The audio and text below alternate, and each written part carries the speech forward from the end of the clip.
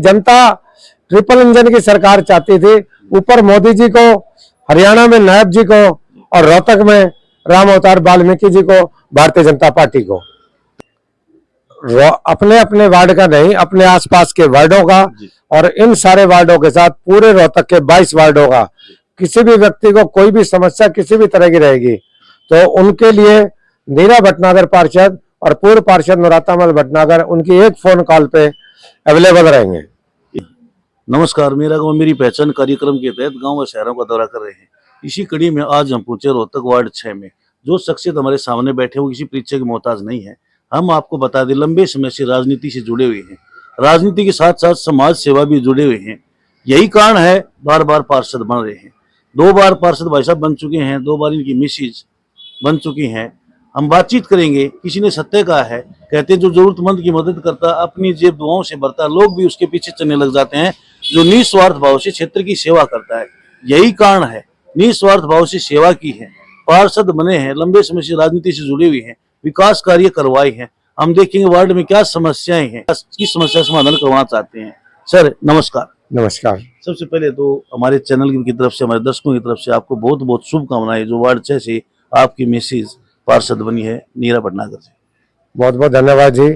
आप सभी का, मीडिया कर्मियों का, मेरे वार्ड की जनता का और रोहतक शहर की जनता का, जो अलग अलग कोनों में रहते हैं लेकिन उसके बावजूद भी वो वार्ड नंबर 6 में आकर उन्होंने मेरे प्रतिनिधित्व में जो अपने जनता को, अपने रिश्तेदारों को समझाया कि हमारे भी काम करवाते हैं भटनागर जी और इसलिए भटनागर जी को वोट दें, तो मैं उन सबका भी शुक्रगुजार करता हूं जो अपने मेरे वार्ड से बाहर रहते हैं और यहाँ कर उन्होंने मेरी मदद की।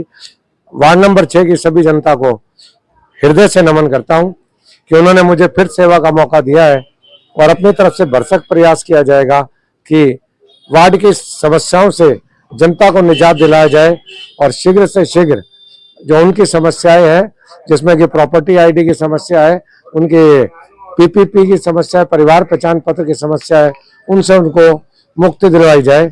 और इसके लिए हाउस के अंदर हम अपनी बात को रखेंगे और प्रयास करेंगे कि हम 25 तारीख को पंचकुला जा रहे हैं और पंचकुला में एक प्रपत्र अपने माननीय मुख्यमंत्री जी को भी देंगे कि ये परिवार पहचान पत्र और हाउस टैक्स के अंदर जो प्रॉपर्टी आईडी का घपला चल रहा है उसके बारे में उनको पूरा संज्ञान लेने के बारे में जानकारी देंगे।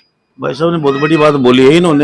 इनका उद्देश्य एक है वार्ड 6 की समस्याओं को समाधान करवाना। इन्होंने स्पष्ट बोल दिया, जो समस्याएं इन्होंने देखी, अनेक समस्याएं देखी हैं, प्रत्येक समस्या समाधान पहले भी करवाते आए हैं, अब भी इनके प्रयास रहेंगे। इन्होंने स्पष्ट बोल दिया कि कुछ समस्याएं ऐसी हैं जो जेन्युइन है। 25 तारीख को शपथ ग्रहण समारोह है और सीएम साहब के सामने अपनी समस्याओं को रखेंगे वहां पर और इनको विश्वास भी है जो समस्याएं हैं उनका समाधान बहुत जल्द होगा। सर क्या समस्याएं हैं जो आपने 2 समस्याएं बताई, उससे अतिरिक्त क्या समस्याएं आपने डोर टू डोर किया, वोट मांगी है, तो वार्ड में जो जेन्युइन समस्या क्या है सर, जो जिस लोगों की मांग है?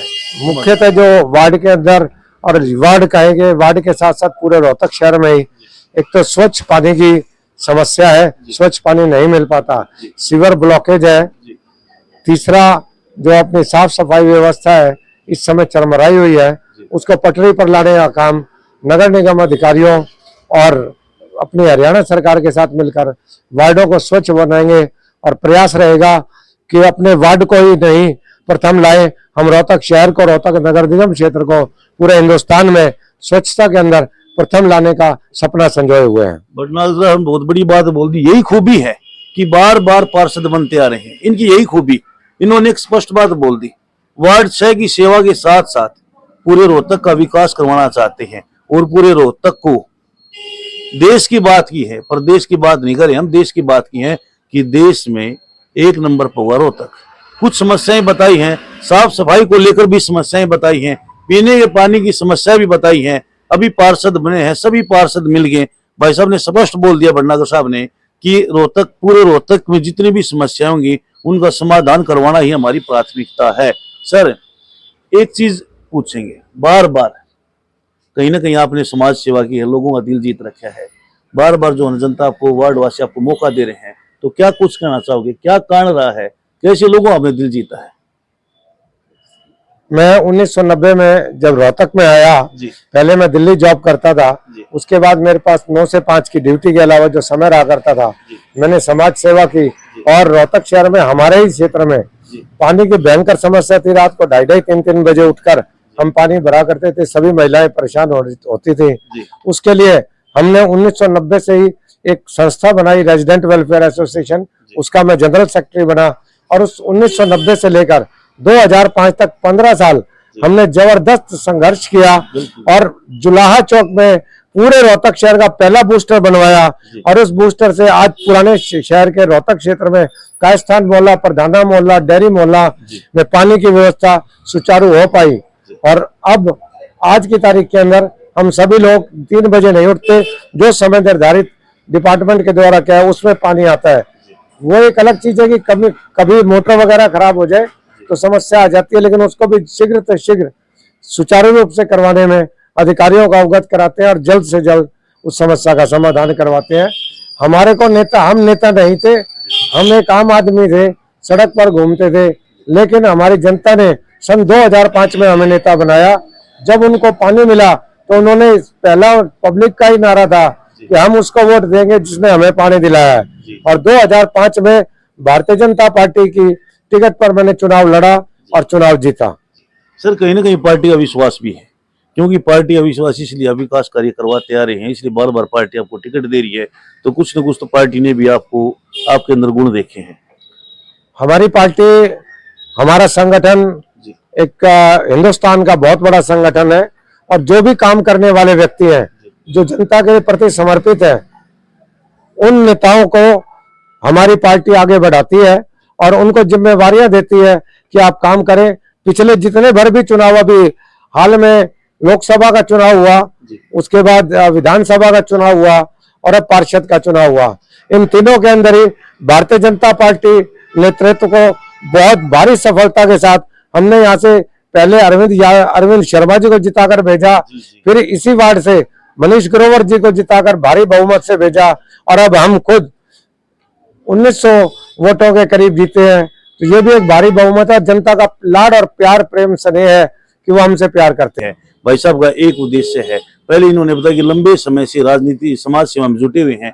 इन्होंने बताया कि अपनी बैकग्राउंड के बारे में बताया कि मैं दिल्ली सर्विस करता था, आने के बाद जितना भी समय मेरे पास बचता था, ड्यूटी ऑफ होने के बाद घर पहुंचता था और वो समय जनता के लिए देता था, समाज सेवा में जुटे रहता था। और यही कारण है कि बार बार भाई साहब पार्षद बन रहे हैं, मेयर पद के यहाँ पर मतलब चुनाव लड़ रहे हैं और जीतते आ रहे हैं। तो इसलिए कहा है कि कुछ न कुछ इनके अंदर खूबी है, जनता विश्वास करती है, कोई नई कैंडिडेट नहीं है, लंबे समय से राजनीति से जुड़े हुए हैं और बीजेपी पार्टी से ही जुड़े हुए हैं। सर, हम आपके उज्जवल भविष्य की कामना करते हैं। धन्यवाद सर, आपको भी, सभी मीडिया को, चैनल को और रोहतक की जनता को कि उसने हमें मौका दिया कि हम उनकी सेवा फिर से कर सकें। और जैसा पार्टी आदेश करेगी, जिस स्तर पर आदेश करेगी, हम उसी तरह से बहुत भारी पार्टी के लिए जनमत इकट्ठा करने के लिए रोहतक में काम करेंगे। इतनी बड़ी बात बोल दी भाई साहब ने, ये बोल दिया कि वार्ड 6 से जो पार्षद हैं नीरा भटनागर जी हैं और पूर्व पार्षद नारोदमल जी हैं, इन्होंने ये बोल दिया पूरे रोहतक वासियों को किसी भी आमजन को कोई समस्या होती है, एक कॉल पर आपको उपलब्ध मिलेंगे, आपके पास मिलेंगे। इतनी बड़ी बात बोल दी। कीमती समय में से आपने 5-10 मिनट का जो समय दिया उसके लिए मैं आपको धन्यवाद करता हूँ। धन्यवाद। लिए भी शुभकामनाएं देंगे कि वो भी दिन दुगनी रात चौगुनी उन्नति करें। धन्यवाद सर।